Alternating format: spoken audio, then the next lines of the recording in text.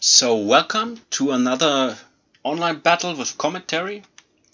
This time Empire against Chaos. I'm playing Chaos. I think all of you, or at least my followers, know my typical build against Empire. You saw them a lot of times, but I think I made it without commentary, and this time I will give a short description to this build and how it works. And okay, let's go. Yeah, on the front you can see 7 units of Chaos Warriors with great weapons. They perform very well against everything, against nearly every unit, every infantry unit, also nearly against every cavalry unit of Empire. So, except for great swords, but swordsmen and also demigraph knights, and they perform very well. So I make a wide formation for flanking maneuvers, and every unit for itself is performing very well, so you don't have to stack anything, and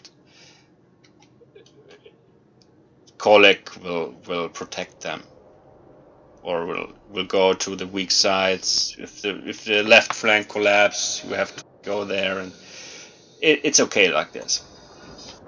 And for mobility and to put out his handgunners and something, I have 2 manticores. And of course a Kolek and a Dragon Ogre Shacket. Okay, let us go to his composite. You can see here handgunners at the front. You have to bring handgunners against Empire, because handgunners are armor piercing damage and everything on Empire is heavily armored. So you have to bring them. Silver bullets, of course. I don't think he have silver bullets. The best handgunner unit are the silver bullets. They make much more damage, so they have to be in it. But of course they have to focus the Kolek and the Dragon Ogre Shacket and so on. At the second line he has spearmen with shields. Very typically, because of the large units of the Kolek and everything what comes this way, maybe it's a very typical unit against Chaos. Then you have the great swords, also very typically very good against Chaos, because they have much armor. They have armor piercing, yeah, and they have a bonus against infantry. They're very good. And on the sides, 2 units of halberdiers. Very strong unit. I think 650 credits. Armor piercing against against large foes. They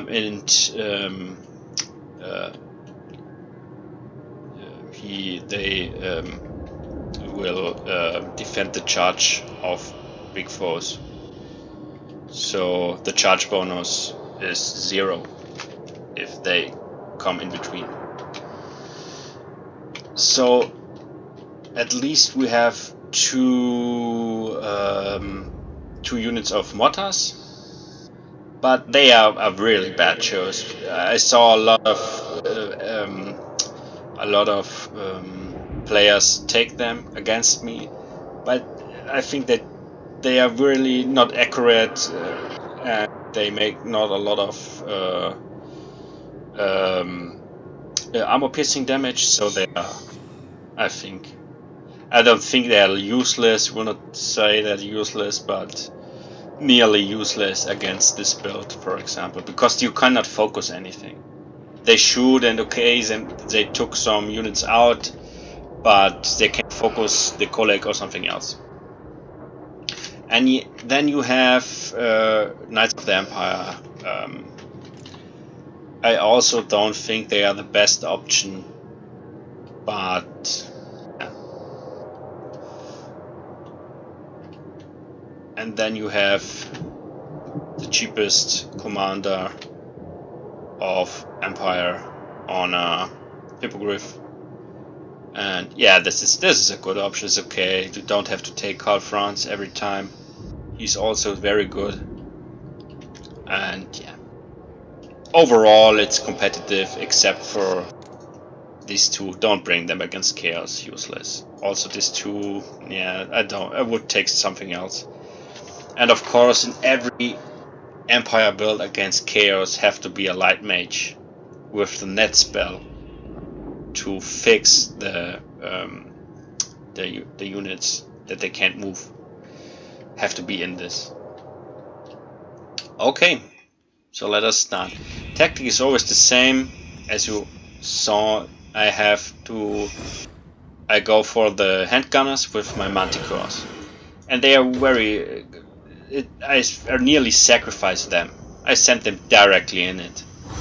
I don't care because they make fear and terror. They're really tanky. You can't fix them as easy. Even if you fly directly into the enemy lines, they will stay a time. So as you can see, I fly directly in them without any doubt, and you can see they are all. He goes after them, but it will take time to remove them. Also here you can see he charged into my line, and you can see he made some charge bonus. He made charge damage also here. But overall the Chaos Warriors will clean this up. Even if they were Demogryphs. Chaos Warriors perform very well against them. They with a great weapon. Chaos Warriors with a great weapon perform very well. As you can see, I take some damage here from the mortars, and Lord of the Storm goes down at his front line. The first Manticore routes, but the second is still active. And you don't have to forget that at this time they are very healthy. But the complete time they didn't shoot on my colleague or on my front line. So I won something. And the second Manticore is still online fighting. Of course, here are the Halberdiers. They will finish him off. But it's not that bad. Now at the front line, Spearmen perform well against Chaos Warriors. But it should not be the problem. The Knights of the Empire rout completely. And now I am able to flank him. So Colleague and a Dragon Ogre Shagget is very mobile. They're very fast. So it's the best way to use them with high micromanagement. They're move. So your front line is sticky. Here and here they are fighting. It's okay. You don't have to watch with both eyes on this. But on this side, go for it and try to fix out the handgunners. 1, 2, and yeah, make some trouble behind the front line. So as you can see here, the Manticore is not completely down. It's always the same. Always the same in every match. He will come back at the most time. Then the enemy makes something very good. He flies into my front line, and the Hippogriff makes fear and terror, or fear, I don't know. But this will break. This is very good. If he flies into that, this will crowd immediately. But at this point you can see I flanked him very aggressive at his back. This will collapse completely. And everything on the Hippogriff is very worse against. Don't fly into a colleague or something. Colleague and a Dragon Ogre Shagget almost finished them off with 3 or 4 hits. So you have to watch that his commander not completely routes your front line, and then you have to go back and finish off the handgunners. But as you can see, my Manticores are back and do some good job here.